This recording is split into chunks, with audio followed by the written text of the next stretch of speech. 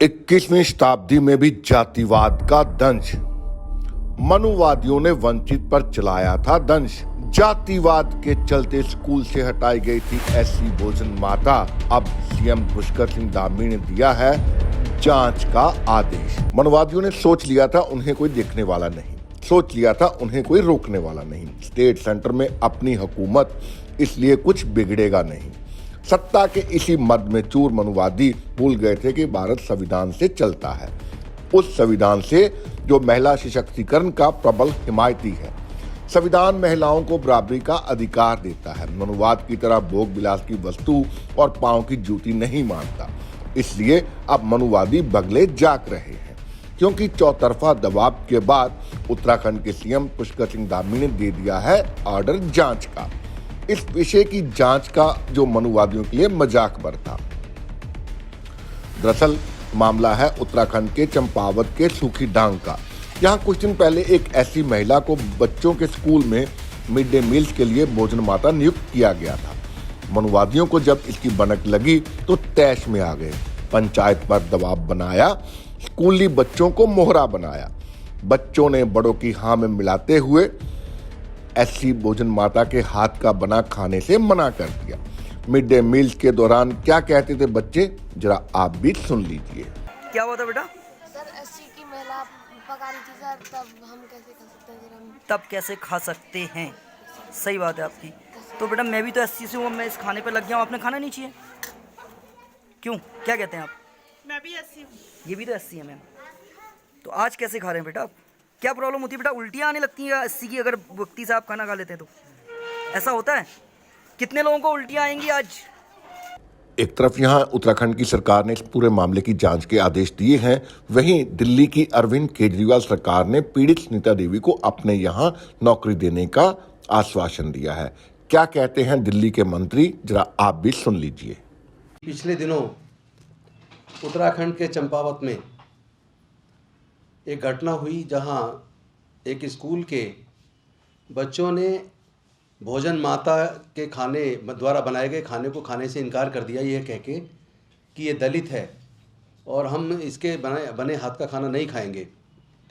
और जब ये बात वहाँ के मुख्य शिक्षा अधिकारी मिस्टर पुरोहित तक पहुँची, उन्होंने, जबकि ये पूरी प्रक्रिया इंटरव्यू लेके सिलेक्शन हुआ था मिसेस सुनीता का इस पोस्ट पे, लेकिन चूंकि उन बच्चों ने उसके हाथ के बने खाने को खाने से इनकार कर दिया, तो मिस्टर पुरोहित ने उनको नौकरी से ही हटा दिया।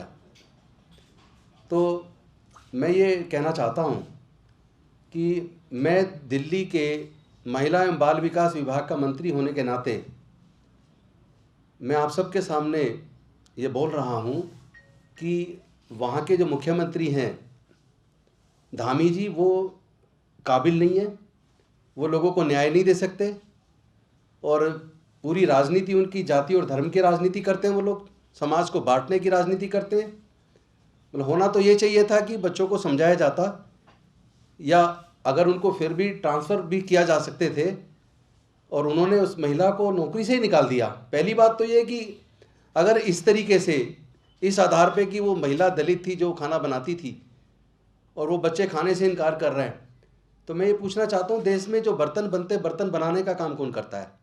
देश में जो कपड़े बनते, कपड़े बुनने का काम कौन करता है? देश में जो मकान बनते, मकान निर्माण का काम कौन करता है? मंदिरों के अंदर जो भगवान की मूर्ति लगती है, उस मूर्ति को बनाने का काम कौन करता है?